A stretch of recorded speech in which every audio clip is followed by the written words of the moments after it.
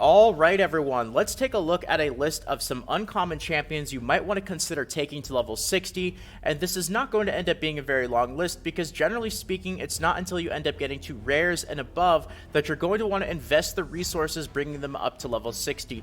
There's a couple of things that most uncommon champions have working against them, one of those being that most uncommon champions only have 2 skills, which is going to be their auto attack and then 1 additional skill. That, as well as the fact that uncommons generally have a lower amount of base stats. It's going to be very difficult to find too many uncommons that are going to be worth the investment, but there are still a few out there, and I want to start off with who is going to be without a doubt the #1 uncommon champion in the game. Definitely going to be worth taking to level 60, and that is going to be in the Barbarians faction. We have Shield Guard. Now, Shield Guard is very unique for a couple of different reasons. First of all, he is only one of 2 uncommon champions that I could actually see that had 3 skills. Now, granted, one of them is a passive, but he still has 3 skills in his kit. The only other one was actually this guy right here, Outrider, who's definitely not quite as good as Shield Guard, but he also has 3 skills. But the main thing that ends up making Shield Guard so unbelievably good is actually going to be his second skill right here, and it is very unique. You'll see it is Battle Stance. Attack all enemies. Fills this champion's turn meter by 20% on each critical hit. Damage inflicted is proportional to defense. This is a phenomenal skill. To have this skill on an uncommon champion is going to make him very, very good, especially in certain applications. Now, if you actually take a look at the skill in detail, you'll see that what it's going to do is you're going to get a lot more benefit from this skill when you're attacking a whole bunch of enemies at once. Now, the only other consideration to end up making with this skill is you're going to need a lot of crit hit in order to benefit from this skill. This is going to be one of those skills very similar to Vrask. Another example that I can actually think of where they have a skill where the skill really heavily relies on crit. If you don't actually have crit rate, then it completely changes the way that the champion works. Very similar to Vrask, you need that crit rate in order to activate his heal, which is going to be huge considering how much HP he has. But if you don't have the proper gear, the proper crit rate, it really is going to completely change the way that the champion works. So Shield Guard is going to be another one of those examples. So if you do decide to take Shield Guard to level 60, definitely a consideration to make is you're going to want to try to get him up to 100% crit rate if you can. Now, that doesn't mean that you have to have great gear. Getting crit rate is not as difficult as you might think it is. It's totally okay if you end up using the crit rate set. As you get into the mid and late game, you'll actually be able to get 100% crit rate without having to actually use the crit rate set, but still very, very important in order to get the full benefit of this skill right here. Now, his other skills, if we take a look at his auto attack, uppercut attacks one enemy, has a 30% chance of placing a 15% decreased speed debuff for 2 turns.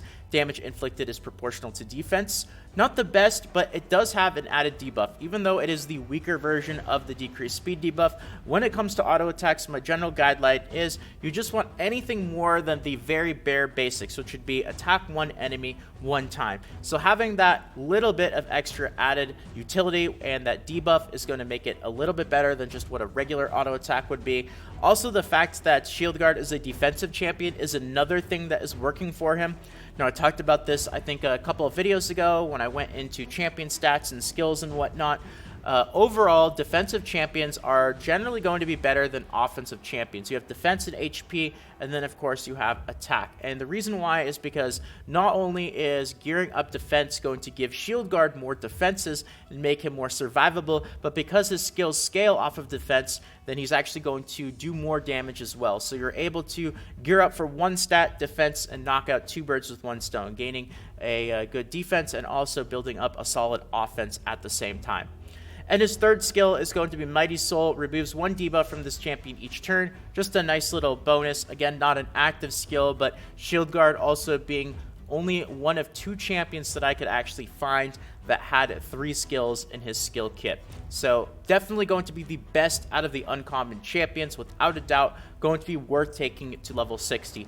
Now there's another couple of champions, 3 in particular, that I wanted to mention. They're definitely not quite going to be on the same tier as Shield Guard, just because Shield Guard has that super unique second skill that benefits from crits tremendously. But if you guys just don't have a lot of rares in your collection, or you're really unlucky, or you're unable to really find something to fill your roster, these are still some considerations considerations that you can end up making. Now, generally, I would advise against taking too many uncommon champions to level 60 because of the reason being that the amount of resources that you need to get a champion to level 60 is going to be the same regardless of whether you take an uncommon to 60, a rare, an epic. It doesn't matter. In fact, if anything, uncommons use a few more resources because they only start off at level 20 maximum. Either way, the combination of having less skills and less stats, you really don't want to take too many of them, because if you do, once you start getting better champions after playing the game for longer, you're probably going to regret taking too many uncommons to level 60, but these are still going to be some good second place contenders. Now let's start off with Outlaw Monk, who is going to be in the Sacred Order, and it's going to be this guy right here. Now he does only have 2 skills. He is an attack champion. His first skill is going to be attacks one enemy, has a 10% chance of granting an extra turn. Okay, not the best. Having that 10% chance of granting an extra turn, it's okay, a little bit of extra utility. You can actually increase the chance with some skill tomes, but I would not use skill tomes on uncommons, definitely not. Don't want to do that because they are going to be really easy to acquire from mystery shards, and you can even end up hunting down some extra copies of the uncommon that you're working on in the market as well. But not the worst auto attack, not the best one, but it's really his second skill that makes him really good, and that is going to be places 2 5% poison debuffs on the target for 2 turns, which you can lower to a 3-turn cooldown. That's a very solid skill to find on an uncommon. Now, even though he is going to have lower stats, he only has 2 skills.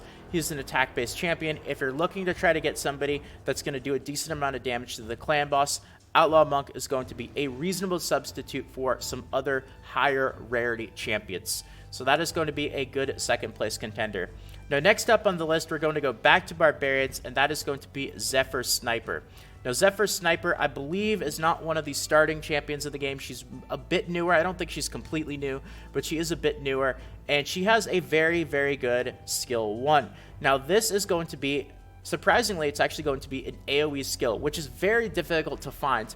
I know that in my video where I talked about rare campaign farmers, I think there were only 3 or maybe it was 4 at the most out of all the rares in the game, and there are a lot of them in each different faction. There were still only a few rares that had an auto attack on their skill 1. So Zephyr Sniper is indeed going to have an AoE on her auto attack, which is really nice. Not only that, but it also has a bit of extra utility on it as well. So she is also a defensive champion, which is really nice. So you can build up her defenses, build a strong offense and defense at the same time. Suppressive Fire attacks all enemies, has a 15% chance of increasing the cooldown of a random skill on each target by 1 turn. And as you can see, you can increase that buff debuff chance by a bit as well by getting some extra copies of her. Definitely a very solid auto attack, especially on an uncommon champion. And you also have Ranger's skill, places a 7.5 continuous heal buff on all allies for 1 turn. It is going to be the weaker continuous heal. Unfortunately, it's not the 15% one, but a lot of the buffs, debuffs, and utility type skills on uncommon champions, unfortunately, they are going to be the weaker versions. So another consideration to make when it comes to uncommons, you do have a lot of things working against you. The buffs, debuffs are going to be weaker. The stats generally are going to be weaker than rares, epics, legendaries, and all that. And also the fact that most uncommons are only going to have 2 skills at most. So you're really not going to want to take too many uncommons to level 60, but if you are, Zephyr Sniper is definitely not a horrible choice. And finally, the last uncommon that I wanted to talk about on this list is going to be another uncommon that actually does indeed have AoE auto attacks. Really, really nice. Very difficult thing to find. Going to be great for a campaign farmer, and that is going to be Soros. Now, Soros' first skill, Wind Cutter, attacks all enemies, damage based on attack. Very basic skill, doesn't have anything extra on it. Getting extra levels on it is just going to increase its damage, but once again, it's very difficult in order to find an AoE on an auto attack. No cooldown, you don't have to worry about that, which means it's going to be a pretty decent campaign farmer if you can end up gearing him up. Now, he is going to be more difficult to gear up than rares, epics, legendaries, and all that, because he is going to have a lower total stat pool, starting base stats, but still, if you're looking for somebody with an AoE auto attack, Soros is a consideration to make. And his second skill as well attacks all enemies 2 times, has a 10% chance of placing a 50% heal reduction debuff for 1 turn, places a 50% heal reduction debuff if the target's current HP is less than or equal to 40%. Now, the good thing about his second skill is it's also another AoE, attacks all enemies 2 times. You can actually get it down to a 3-turn cooldown as well. So it does have some extra utility, which is really nice. Not going to have a whole bunch of applications, you know, probably in a lot of the situations that you're going to be using him, but still having a skill that is also going to be an AoE with some added utility. A lot of the times when you are looking for heal reduction, you're going to want to try to find the 100% version, but still, he's going to make things like Spirit Keep and maybe some mid-game content at least a little bit easier. So having that, definitely not too bad. So there are some other okay uncommon champions, but I didn't really want to talk about too many of them in this video. I really did want to emphasize that you're not going to want to take too many uncommon champions to level 60. The amount of resources and effort that it ends up taking to bring an uncommon champion to 60, it's the same as a rare, if that a little bit more.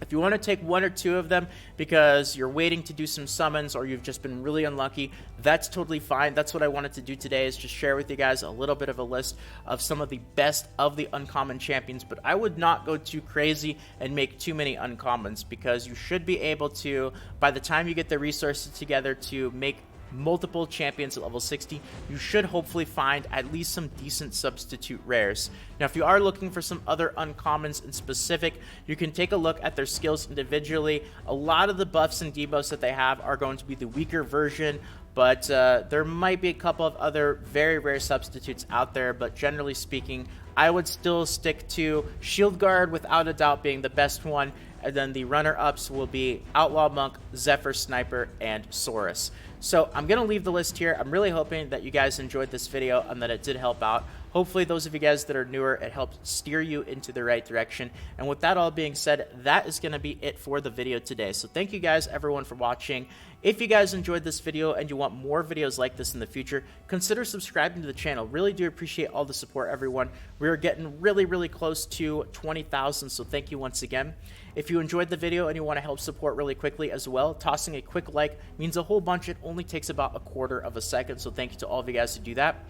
And if you're interested in some more videos, guides, tutorials, and all that fun stuff Raid Shadow Legends related, should be popping up on the screen right about now, so feel free to check that out as well. But if not, until next time, thank you all for watching. Have a fantastic day, and this is Salt of the Salty Guild, signing out.